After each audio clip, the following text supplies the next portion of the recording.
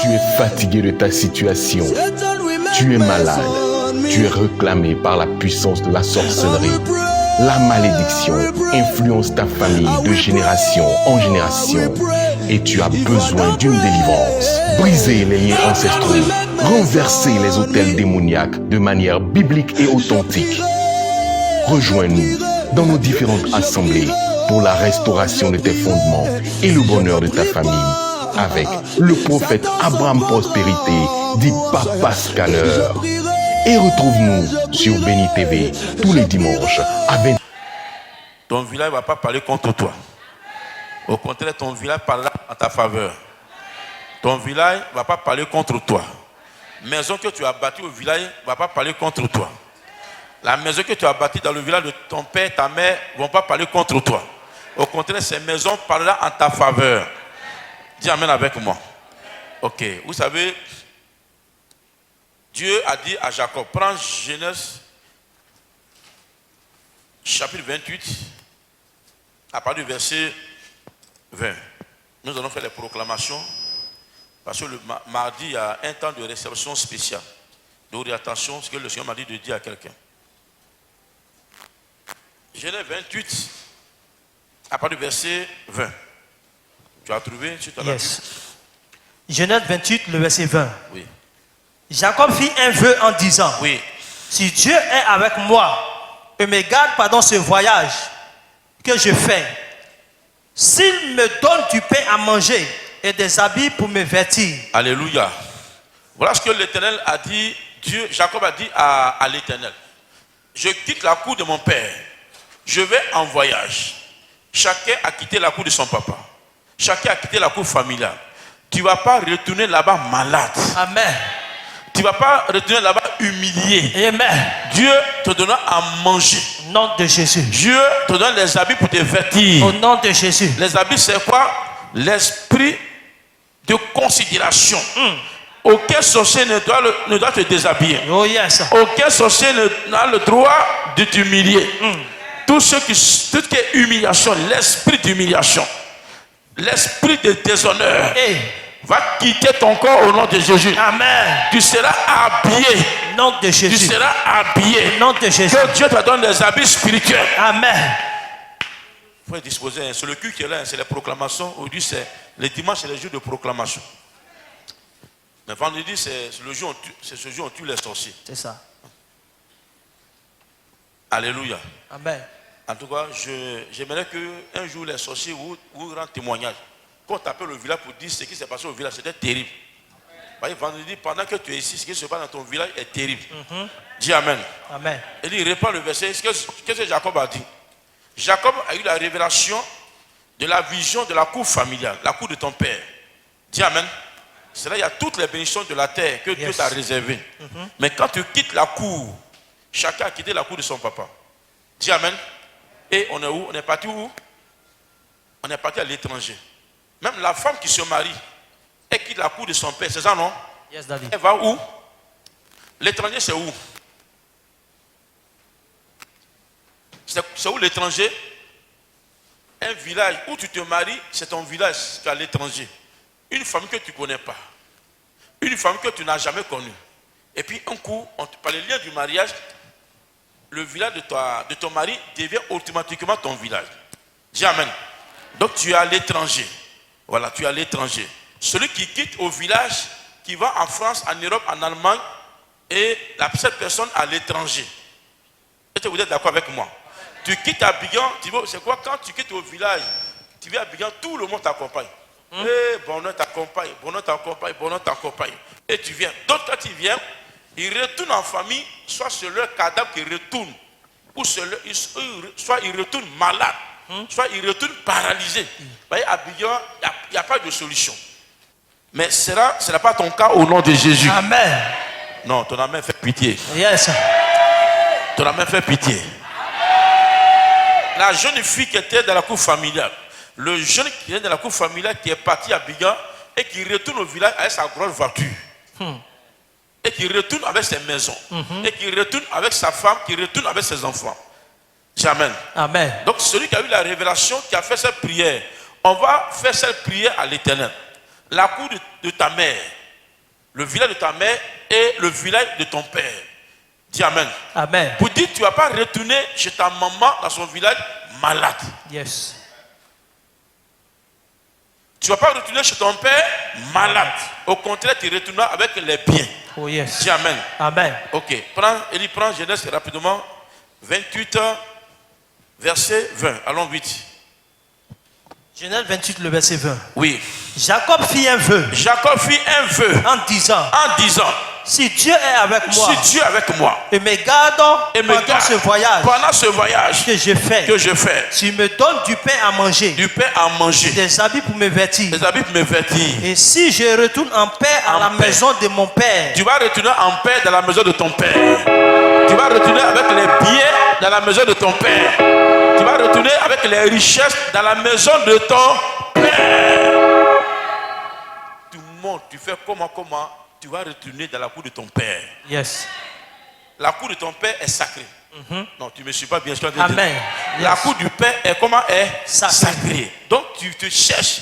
Un moment tu te perds. Un moment tu te fais oublier. Personne ne te voit. On ne sait pas où tu es.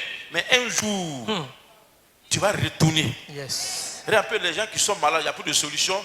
Finalement, on leur dit quoi? Retourne au village. Retourne dans la cour de ton papa. Retourne au village. Parce que tous les médecins ont échoué. Tous les marabouts ont échoué. Il n'y a plus de solution. Donc il faut retourner dans la cour de ton père. Donc Jacob dit quoi? S'il retourne où? Dans la... Chez mon père. Yes. Oui, reprends le verset. Et si je retourne en paix à la maison de mon père, alors l'Éternel sera mon Dieu. Amen. Tu vas retourner en paix dans la maison de ton père. Amen. Tu vas retourner en paix dans la maison de ton père. Amen. Tu vas aller saluer ton père avec les biens. Oh yes. Même si ton père n'est plus, ton oncle est là. Même s'il est gros sorcier, tu vas le saluer avec les savons. Oh yes. Est-ce que quelqu'un me suit? Très bien, Daddy. Est-ce que quelqu'un me suit? Amen. Tout le monde, bien-aimé, veut cette bénédiction. Et il continue. Jacob fit un vœu en disant, Il a fait un vœu en disant, si Dieu est avec moi, si Dieu est avec moi, et me garde pendant ce voyage que je fais, s'il me donne du pain à manger et des habits pour me vêtir, et si je retourne en paix à la maison de mon père, alors l'Éternel sera mon Dieu.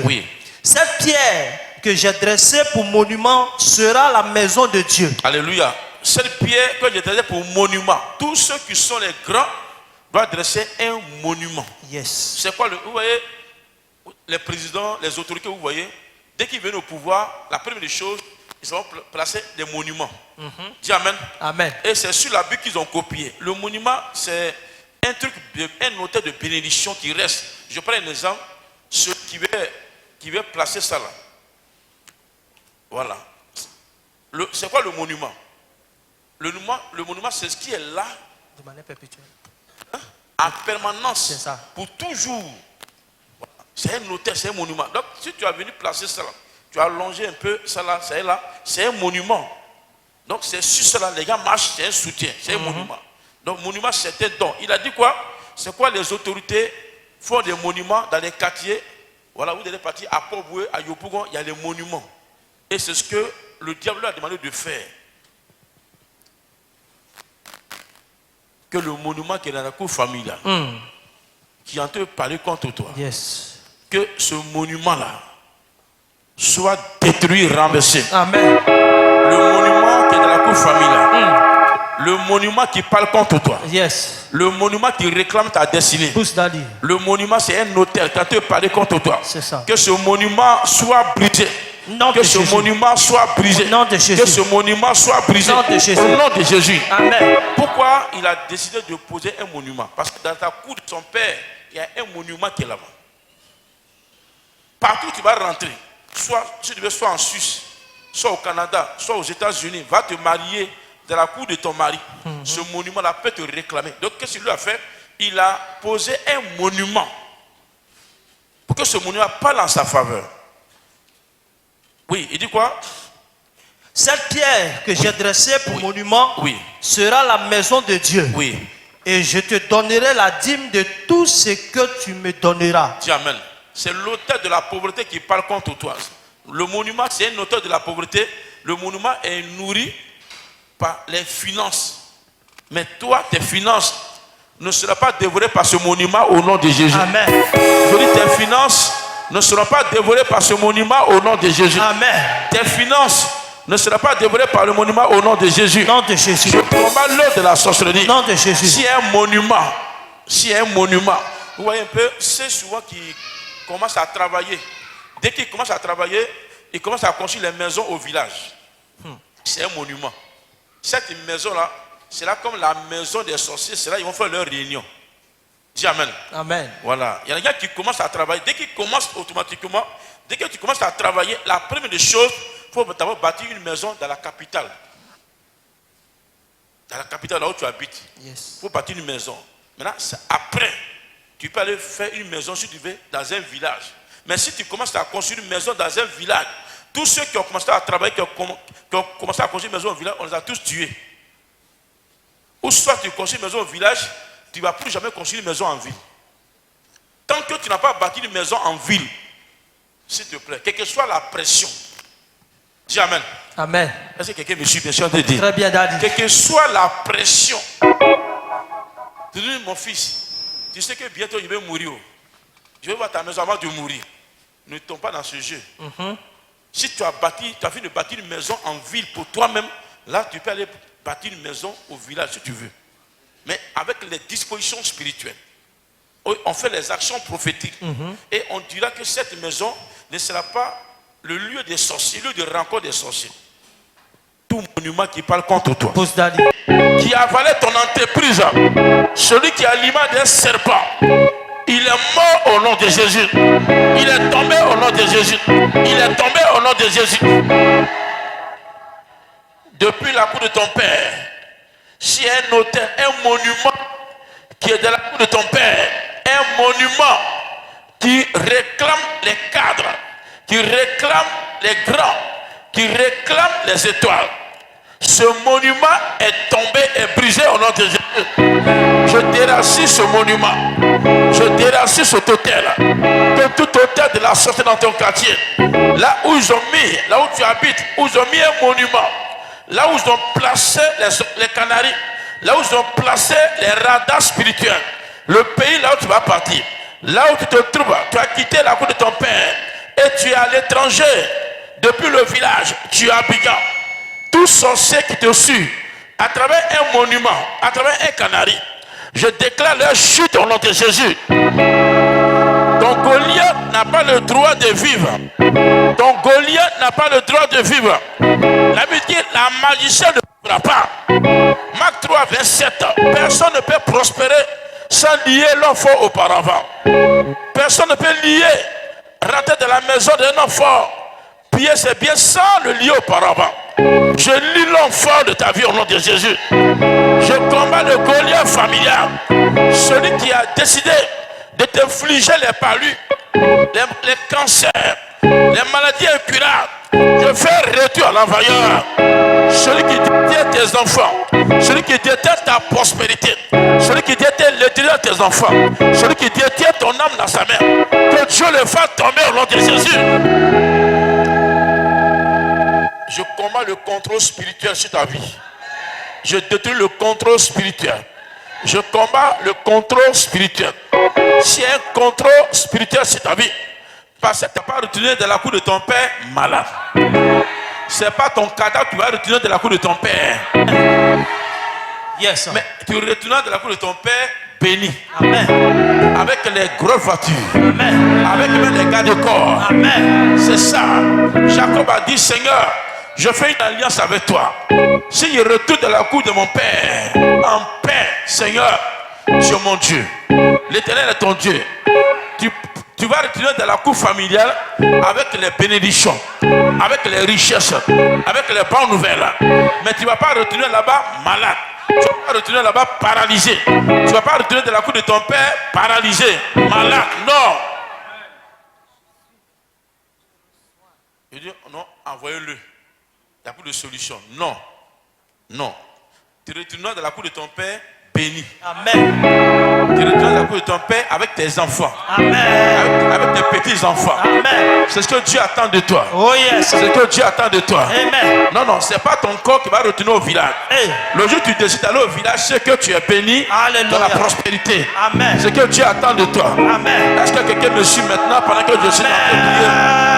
Voilà, que tout pierre, tout hôtel, tout monument qu'ils ont tracé soit renversé au nom de Jésus. Amen. Tu ne seras pas réclamé par l'autel de ton père. Amen. Tu ne seras pas réclamé par l'autel de ton père. Amen. Tu ne seras pas réclamé par l'autel de ton père. Amen. Au nom puissant de Jésus. Amen.